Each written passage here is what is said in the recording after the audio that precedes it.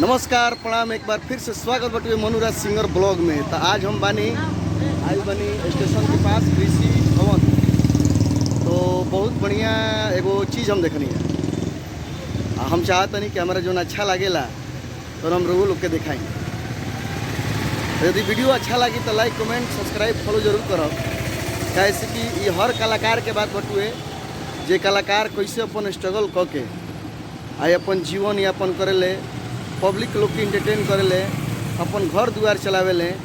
आई ए blog के माध्यम से हम दिखा रहा बनी कि कौन कलाकार बने आ का करत रहे। तो जुड़ रही ब्लॉग के साथ। तो हम आ गई बनी कृषि भवन और आप देख रहा बनी कलाकार हांडी चाय वाला प्रति चुक्कड़ 10 रुपया।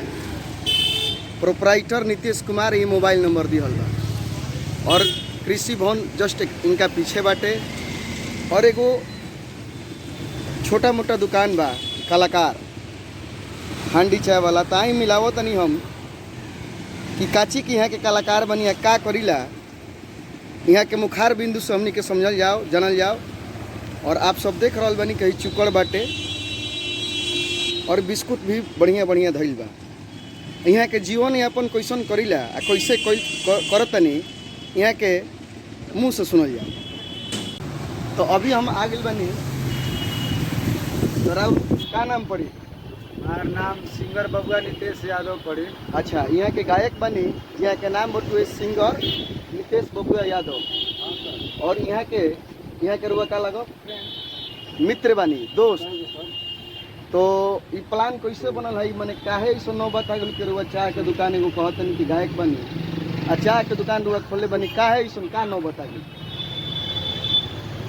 जीते जी? हाँ, का ऐसा नौ बता गल के रुआ चाय के दुकान खोले के पड़ल?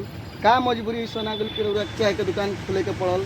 कौन ऐसा परिवार में कठिन समस्या आ गल के रुआ चाय के दुकान खोले के पड़ल? और गीत गौनई आज़ादी की चीज़ है, लेकिन एगो समस्या से रह के स्ट्रगल करके रुआ सब कार्य कर रहा बनी। का दिक्कत बा? एमे हमनी के पैसा के प्रॉब्लम बा, वजह से हम अपन चाय दुकान खोल देनी कि हमार हर महीना एल्बम आवत रहो, पब्लिक के इंटरटेनमेंट करावत रही हम। अच्छा, हमारा कहीं से सपोर्ट नहीं थे जी। ये वजह से हम सोचनी कि अपने खुद के एगो धंधा चालू करी कि जना से हम 2 रुपया कमाई जी, अपन गाना में लगाई, हम अपन जनता के प्यार पाए। चलिए देखिए चाय बाटे और चाय यहाँ के बना रहा बनी एगो छोटा मोटा जौन हमनी के पुराना जमाना में देखत रही जा चाय वाला तो केतली बाटे ऐसे स्पेन में बनावीला यहाँ के। और छोटा मोटा दुकान बा अपन। तो और कौन कौन गाना मार्केट में आइल बा नीतीश बाबू? हमार बहुत सारा गाना आ चुकल बा, जैसे में हमार खुद के भी ऑफिशियल बा। अच्छा, का नाम बा ऑफिशियल चैनल के? बबुआ नितेश यादव ऑफिशियल जी। और बाद में बहुत सारा चैनल से भी बाड़ी सन, छोटा मोटा लेके बड़ा तक बाड़ी सन, TF संजीवनी, बहुत सारा कंपनी से बा जी। लास्ट में कहीं से पैसा चैनल से ना होत रहा तक भैया कि खुद के पैसा अपन इन्वेस्ट करके दूसरा चैनल पर काहे खातिर दिया जी।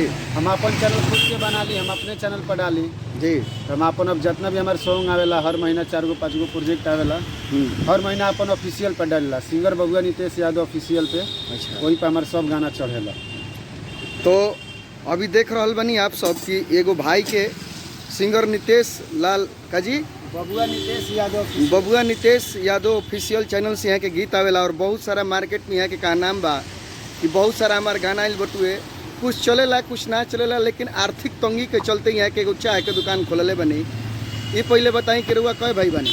हम 3 भाई 3 बहन बनी, सबसे छोट हम बनी। अच्छा, तो आप सब देख रहा बनी कि यहाँ के बटुए चाय बनावे के सिस्टम। एगो छोटा मोटा चूल्हा भी बनैले बनी जौन की माटी के बा, जौन देसी हमनी के गांव की याद दिलावेला। और चुक्कड़ बा, छोटा मोटा दुकान बटुए, गैस भी बा। और गैस के से यहाँ के माध्यम से और लकड़ी उकड़ी के माध्यम से भी यहाँ के चाय के स्टॉल अपन खोलले बनी। और अपन जीवन चलावे खातिर कुछ ना कुछ जीवन में करे के चाहिए इंसान के। तो यहाँ के गायक बनी, कलाकार बनी। तो तमाम कलाकार बंधु से निवेदन बा कि कलाकार के रुआ सब सपोर्ट करी, कैसे कि ये सब कलाकार छोट बाड़े और वह लोग के प्यार आशीर्वाद मिली तो जरूर एक ना एक दिन बड़ होकी है। प्यार आशीर्वाद देवे के काम बा। ये पहले बताई नीतीश बाबू कि ई कितना दिन से रुआ कैले बनी? ये 4 महीना दुकान खोलला हो गल हमारा। अच्छा 4 महीना। मने कुछ पैसा आ जाला जेकरा से रुआ गाना बजाना कर लीला, एल्बम उल्बम गा लीला? हाँ हाँ। अच्छा चली, चोरी चमारी नहीं करे के, काहे से कि चोरी ना करे के चाहिए है कि अपन मेहनत से अपन 2 पैसा कमा रहल बनी।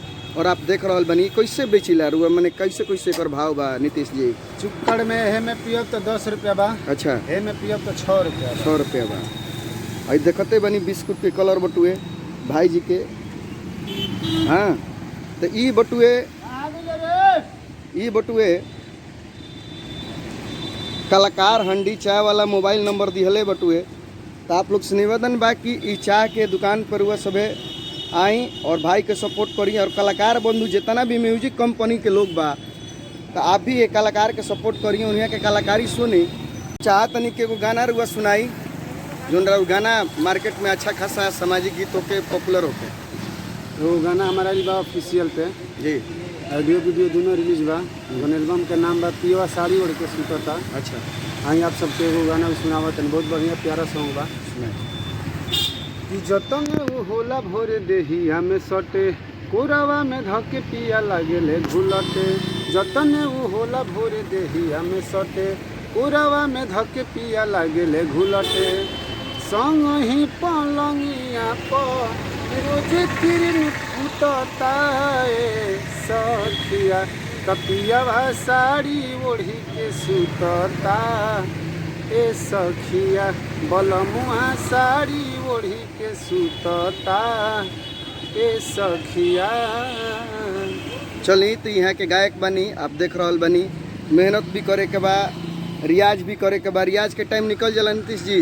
ना रियाज के तो टाइम नहीं निकलत, 3 साल रियाज कैला हो गल हमरा। अच्छा कई बजे सुबह में आजिला, कई बजे जाइला? 5 बजे आजिला, 7:30 बजे जाइला। बहुत काला डिप्टी बटुए। तो ये सब कलाकार के रुआ सब सपोर्ट करिए, अपन आशीर्वाद दी रहिए नीतीश जी। और ये कलाकार बड़े नीतीश बबुआ नीतीश यादव, और यहाँ के सपोर्ट रुआ सबे करी। और मनुराज ब्लॉग से यहाँ के हम देखनी कि यहाँ के का करीला, कई भाई बानी, कहाँ घर पड़ी? बामपाली यहाँ के बानी। और अपन आशीर्वाद भरपूर दी, कैसे कैसन ऐसा कलाकार जो मेहनत कर ले, जमीनी स्तर पर मेहनत करके अपन रोजी रोटी चलाते हुए, और आप लोग के प्यार आशीर्वाद पावे खातिर इंटरटेन करीला यहाँ के। तो ऐसा कलाकार के वो सब सपोर्ट करी। यदि वीडियो अच्छा लगा लोके तो वीडियो के ज़्यादा से ज़्यादा शेयर करी। यदि फेसबुक पर देखतनी तो शेयर करी, फॉलो करी। यूट्यूब पर देखतनी तो सब्सक्राइब जरूर करी और लिंक के शेयर करी। जय हो, जय भोजपुरिया समाज, जय माता दी।